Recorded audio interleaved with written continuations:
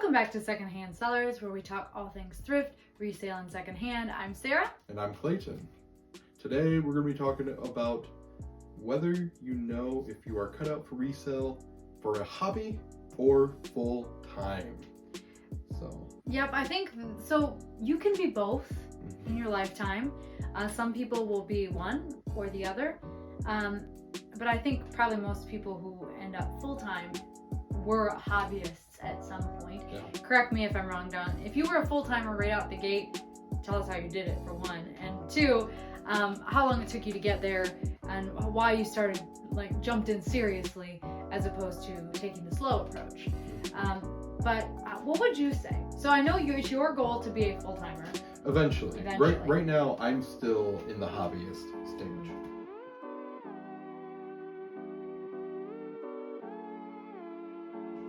Just because profit-wise, I'm only earning maybe about $500, $600, $700 a month consistently. Mm-hmm. I've had a few months that are better than that, but I've also had those months where it's like, I didn't even break, $500 in profit. And to some people, as a hobby, that might sound like a lot. Like you might be starting out and you're earning $100 a month and you're going, oh my gosh, cool, I'm earning some side cash. I'm still considering myself hobbyist just because I'm only spending a couple of hours a day working on this. At the most, I'll spend maybe about 4 or 5 hours on a Saturday where I'm listing stuff, I'm going out and sourcing, but most of my time I'm spending an hour an evening working on this. And it's taken me a bit of time to build up to the point of where I am, where I can go. It does take a few months to really scale it up. Yeah. Where I can go out in my garage, get some supplies, and go, cool, list. But for right now, as a hobbyist, I'm working on building it so I can be full time. Mm-hmm. Because I do enjoy doing it. And I'm earning that much money based off of, let's just say, 10 hours a week. That's pretty darn good. You're a hobbyist with intention. Yes. Basically. And some people, you have to consider the amount of effort you're putting into it. I'm basically doing 2 jobs because I work full-time as well. Mm-hmm. Plus, I'm dedicating my time to doing this. Some people, you might look at that and go, that's a lot of time. I only want to sell a few things here, a few things there. Things I enjoy. I used to only sell things I enjoyed. Collectibles or video games. Things that I thought were interesting. Since I've broadened my horizons because I want to pursue it as a career, it means I have to learn a lot more about a lot more things. Mm-hmm. I can look at something and go, is it worth my time to pick up this pair of pants? And probably not, because it's not a good brand. Versus before, I wouldn't have even picked them up because I didn't care about them. And depending on how you come about your approach for reselling, do you want to do it because you want to have fun? Cool. Mm-hmm. Sell what you think is fun. Pick up what you think is cute. Do it by all means. You're going to have more fun with it. There are days I have to go sit down and go, I don't want to sell these right now. Mm-hmm. And I have to clean them and take pictures and make them look nice and put them away. Because I want to strive to turn this into a business that I can do full time. So, what about you though? So I think we are probably in the hobbyist category too. Mm-hmm. We don't spend a ton of time on our business currently. Profit range, or the income range, I should say, 'cause profit also deducts lots of things. We're probably in similar brackets, depending on the month. Sometimes we have really good months, sometimes not. Mm-hmm. So we're probably floating in a similar realm anyway. Yeah.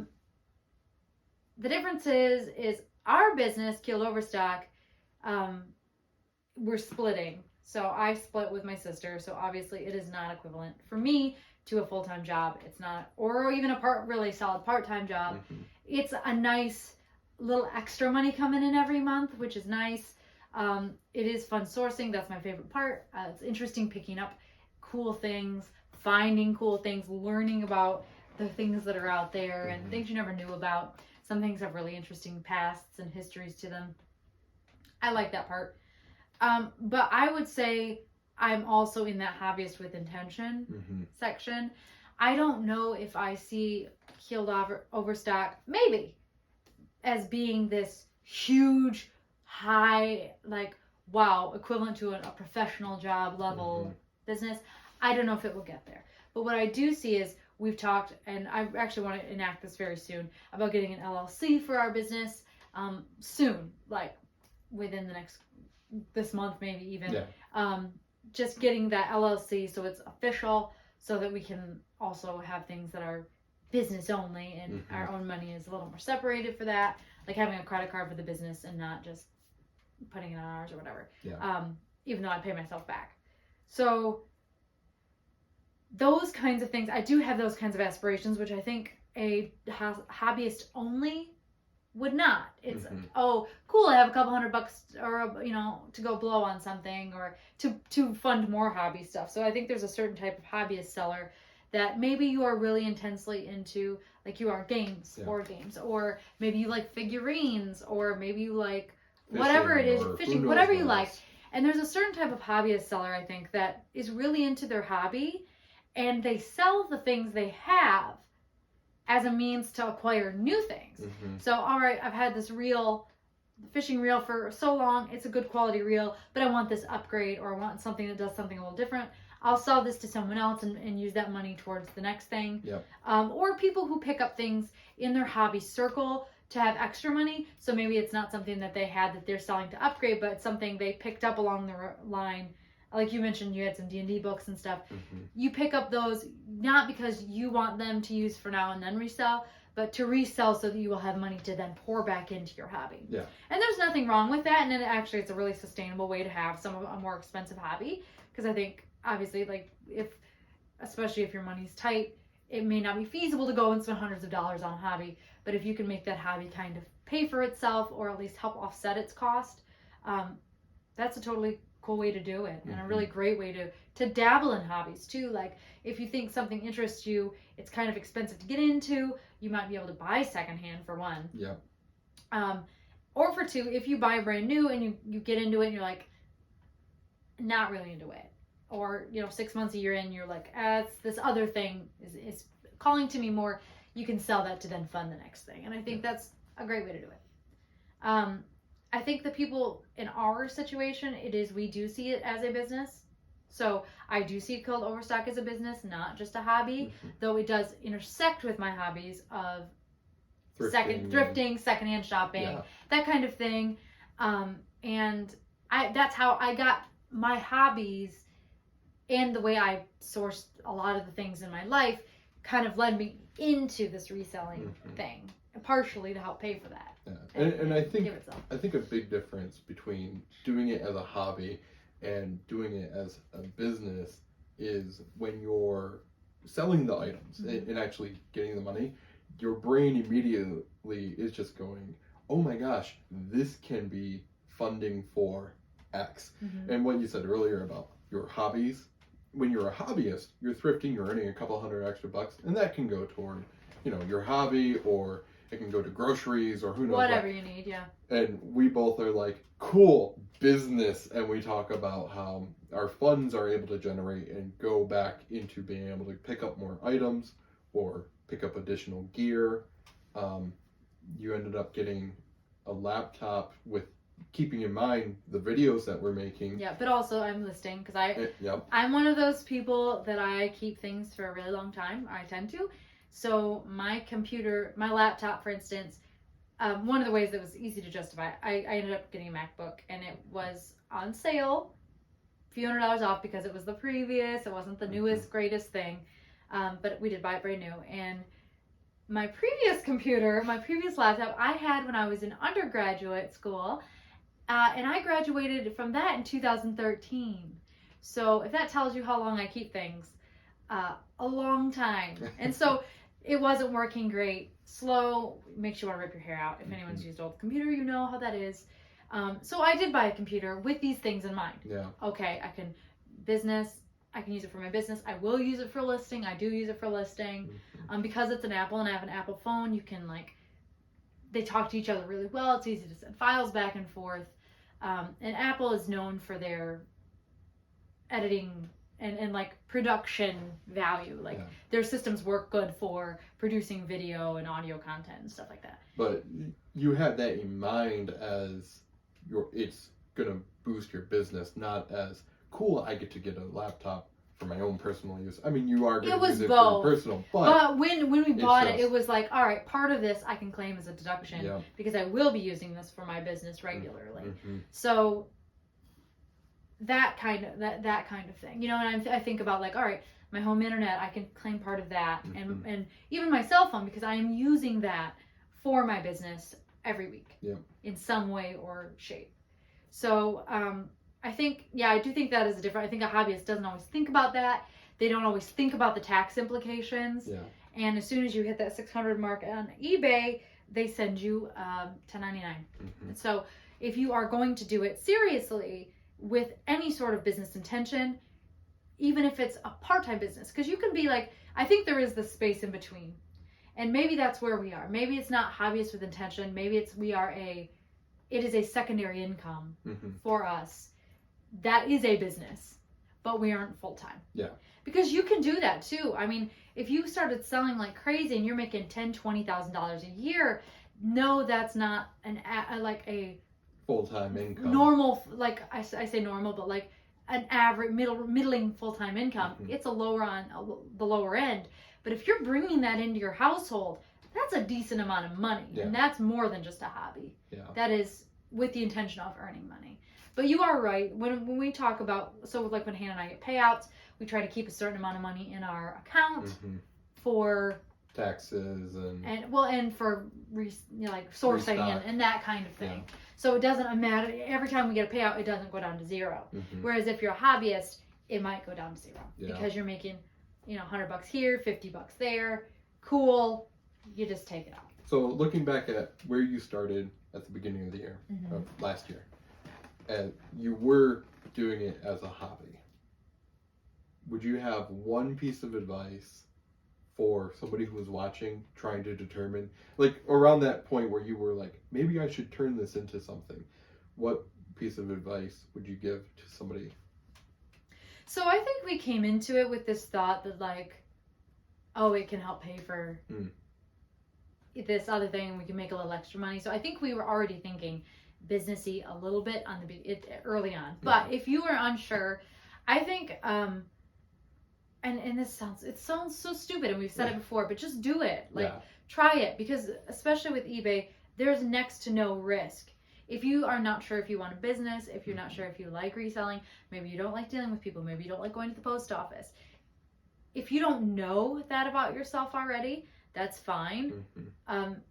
Sell things that you have just to try it, or go pick up a couple of things. Start with those interests. We've talked about picking up, thrifting what you know.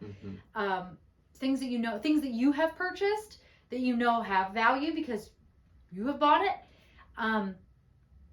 I think just start slow, dabble, see how you feel about it. And if you want to turn it into a business, great. If you want to keep it a hobby, great. If you want to stop, great. Because that's the thing. eBay is technically free. You can list items on there, take pictures, put it up there. It's free. You just have to supply the items. And then from that point, if your item sells, that's when you pay eBay. Right. And that comes directly out of the item. So it's basically low to no risk. Yeah. If you're selling something you already have, no risk. If you buy something cheap, very low risk. My advice, again, to tack on to that would be, also, if you aren't sure if it's a hobby for you, if you aren't sure if you want a business, where you are with that, try not to get on this high after your first sales and go crazy. So give it a few months, try it out. Source more if it's going well, source a little bit more, but don't go and throw $2,000 or $3,000 at something if you aren't sure that you want to keep doing this, because you can lose money if you do it if you spend $3,000 and you do it for a month and you get tired of it and you've sold $200 worth of stuff, because it does take time to gain traction on eBay. Then you're going to be sitting on everything else. You've lost money. Yeah. And it's just not, it's not worth it if you aren't sure. Mm-hmm. So we're pretty sure if we do decide to get out of it, we can liquidate in other ways too. We've talked about, my sister really wants to do this, taking our business, because we do tend to have some vintagey items, a lot of vintagey items. You've seen a lot of our stock. Maybe getting an in-person booth. Mm-hmm. So there are other avenues too. And so for our business, we probably won't, there's a good chance we won't stay just online. Yeah. But yeah, so that's my advice. Just take it slow. And even if you didn't want to use eBay strictly, there's other revenues. You can use Craigslist, you can use Facebook Marketplace. Mm-hmm. Give it a shot. You may find, wow, I don't like cleaning stuff, or I hate dealing with people. Mm-hmm. All the time we deal with customers that ask questions where it's like, if you had just read the description, the answer would be there. Mm-hmm. Or customers who are rude. It's part of dealing with people, but if you give it a shot, you may find yourself, having a passion for it. Well, and for instance, like some people, you sell a lot more on Facebook Marketplace than I do. I sell things occasionally on there if I just want to get rid of them, if they're too big to be practical to ship or whatever, but I'm not ready to donate them. I'll list it on there. I don't like meeting up with people to do it. I am not into it. I don't necessarily want all these people from random places coming to my house. Mm-hmm. So the logistics of that, and I'm just not into that very much. And some people are, and that's fine. But that's not an avenue that I want to pursue. Yeah. But having a booth where you set it up and then, it's kind of, you pay a fee to let other people kind of run the vintage mall or whatever, that would appeal to me more. I can stop in there whenever, we can, zhuzh it up and then leave. That appeals to me a lot more. So, that's basically what I would say about that. Just take it slow. Yeah. I think full-timers are really intense. I don't know if we'll get to full-time online selling. I think I would be happy if we got to a really solid part-time income. Like I said, that where you were making quite a few $1,000s a year. Yeah. That would be awesome to me. I think I would like to have my own business, but I don't know if this business is the only thing I want to do forever. Yeah. I'm not going to complain if we do scale it, and we do want to scale it. But again, if we could just get to a really solid extra income, that would be awesome for us. Yeah. And I think Hannah's probably in similar. And overall, what you said earlier, take your time. And for those who are full-time doing it, good on you. Let us know down in the comments, what are some of the biggest hurdles you've had when it comes to making that decision from part-time to full-time? I know one of the things I've been considering is, actually, I work full-time. I partially want to quit my job and get a part-time job so I can pursue selling more, because that would give me more time. But that is a loss of security to pursue it. So that's one of the things I've been considering and that's something you may have to consider when you're taking it from a hobby to full-time.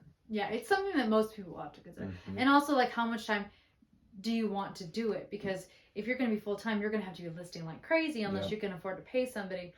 And with any small business, there's a period of time where between being able to pay for help and having to do everything yourself. And overall, as a small business owner, you're going to put in way more hours than what a minimum hourly wage will give you. Even right now, I'm pretty sure both of us are kind of in that same boat where the amount of time we put into it doesn't necessarily generate the exact $10 an hour or whatever. Yeah, I haven't done like all the... Just because there's the time sourcing and cleaning and listing. There's a lot of time into it. But... And I think our situations are a little bit different. So, again, when I say, like, it would be great if we could get to that really solid part-time thing where we're making a really good, decent amount of money annually. If Keeled Overstock was doing that, my sister and I, that would mean we basically we'd be generating approximately a full-time income. Yeah. But Hannah and I are splitting the work. Yeah. If you go onto our eBay site, we have links off this page. You can go look at, if you just want to go look at our eBay site, see how we do things, go take a look and see. Those photos are from my sister. Almost all of them. she's taking the time to do the photos. She has the camera equipment to do. She has DSLR. She's taking some photography classes. She is in the arts. And so she does that. I don't worry about the photographs. I do the listing. And so I do the listing. I do most of the sourcing because I have more time. She has a job where she works more than I do. Mm-hmm. So I do most of the sourcing. And also just because I was already out there doing that. So, and I do enjoy it. She goes with me sometimes. But I'm splitting the labor here. Mm-hmm. And she does sometimes she'll just do the cleaning before she takes the photos. Yeah. You are doing everything yourself. And I think that's a different thing. So we could be in the same income bracket, and my personal money that I get to take off of that is going to be probably half of what yours is. Just because I'm splitting with Hannah, but at the same time, I'm not doing everything myself. Yeah. So it's all stuff to consider. Mm-hmm. But overall, do you have anything else to say?